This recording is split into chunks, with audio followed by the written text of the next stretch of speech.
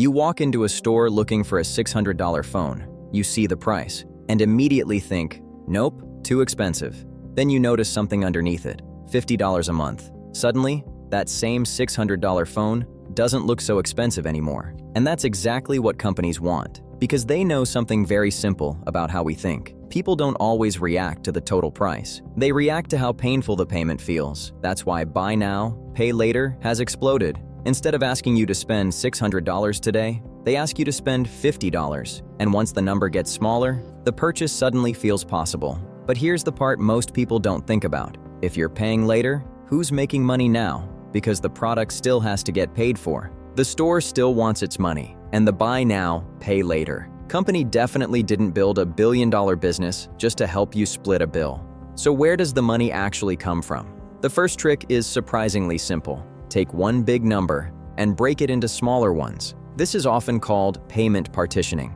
A $600 purchase feels painful when you see it all at once, but split it into 4 payments of $150, and your brain focuses on the $150. The total hasn't changed. You're still paying $600, but the way the price is presented has changed. And this is where buy now, pay later becomes powerful. You're no longer thinking, should I spend $600? You're thinking, can I afford $150 right now? Those are two very different questions. And if the answer to the second question is yes, suddenly the buying seems much easier. That's why you'll often see the monthly or installment price right beside the original price. First, your eye is caught by the smaller number, and when it seems you can afford the payment, you start looking at things that you would never have thought about. Chapter 1.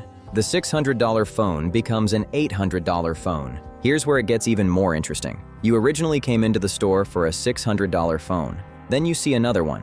It's $800. Normally, you'd probably ignore it, but underneath it, you see just $200 today. Now, the $800 phone doesn't feel like an $800 decision. It feels like a $200 decision. And this is where price framing comes in. The way a price is presented can change how we judge it. The product didn't become cheaper. You just stopped caring about the full price. And that can influence what people choose to buy. Someone who was going to spend $600 might be spending $800, as the gap between the two payments seems to be small. That's one of the reasons why companies like buy now, pay later exist. It can make a more expensive product look like a better deal. But there is one big question still. If the customer is paying over time, how does the BNPL company make money? Here's where the business model gets interesting. You choose the $800 phone and select Buy Now, Pay Later. You get the phone, you pay in installments. So who gets paid? The store wants its money, and the BNPL company wants to make money too. In many BNPL arrangements, the store pays the BNPL provider a fee for handling the payment. Why would a store agree to that? Because the store may sell more products. Think about it. If a customer sees a $1,000 laptop and thinks, that's too much, customers may walk out without making a purchase from a store. When a piece of equipment like a computer can be bought by making periodic payments, people may decide to purchase this equipment. This way, stores may lose earnings, but are increasing the chances of making sales. The stores also understand that people purchasing on installments tend to spend more than initially planned. That $100 purchase becomes $150. The $500 purchase becomes $700. For the store, even after paying a fee, a larger sale can still be worth it. So BNPL isn't simply a payment option. For businesses, it's also a way to turn "I can't afford that" into "I can afford the payment." But there's still another side to this business: the customer. The real danger isn't that buy now, pay later exists. It's how easy it can make spending feel. One purchase might be $25 today. That doesn't sound like much, so you buy it. Then another website offers something for $30 today. You buy that too. Then another payment comes along for $40. Suddenly, you have several small payments leaving your account every month. None of them looked expensive on their own. Together, they can become a much bigger bill. This is where payment fragmentation becomes a problem. Instead of seeing one $500 purchase, you see 5 $100 payments. Instead of feeling the full cost immediately, the cost is spread across time. And that's why the same person who would hesitate to spend $500 today might agree to several smaller payments without thinking as much about the total. Of course, BNPL isn't automatically bad.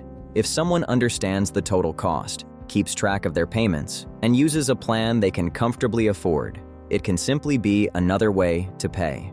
The problem starts when the small payments make someone forget about the bigger number. And that's exactly why the Pay Later button can be so powerful.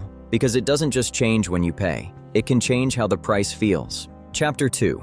Why companies really want you to use it. So now we know why customers like buy now, pay later. But why are companies pushing it so hard? Because getting you to buy something is only half the battle. They want you to spend more. Think about an online store selling a $300 pair of headphones. Without BNPL, you might think, $300? I'll wait. But underneath the price, you see, only $75 today. The real danger isn't that buy now, pay later exists. It's how easy it can make spending feel. One purchase might be $25 today. That doesn't sound like much, so you buy it.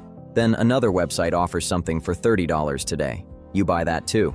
Then another payment comes along for $40. Suddenly, you have several small payments leaving your account every month. The next time you see a $500 jacket, a $700 phone, or a $1,000 laptop, you already know there's a payment plan waiting underneath the price. So the psychological barrier gets smaller. The customer thinks about the payment, while the company gets you thinking about the product. And that's the real power of buy now, pay later. It doesn't make expensive things cheaper. It makes expensive things feel easier to buy. But there's one thing the small payments can hide: the total amount you're committing to. Imagine you have 3 different BNPL purchases: $40 for one, $60 for another, $50 for something else. None of them feels huge, but now you're already committed to $150 in payments. And that's before your rent, food, phone bill, or anything else.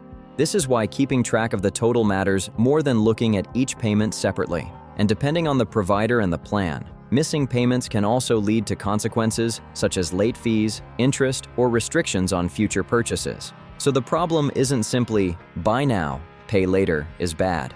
It's that a small payment can make a large purchase feel smaller than it really is. The smartest thing you can do is ignore the tiny number for a moment and look at the full price, because whether you pay $600 today or $150 4 times, you're still spending $600. And that's the part the small payment doesn't show you. Buy now, pay later sounds simple. Get it now, pay later. But behind that little button is a much bigger business. Stores use it to make purchases easier. BNPL companies make money from the businesses and customers using the service, depending on the plan.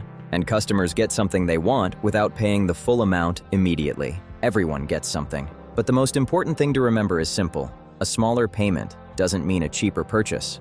So the next time you see $25 today, don't just look at the $25. Look at the number underneath it. That's the number you're really paying.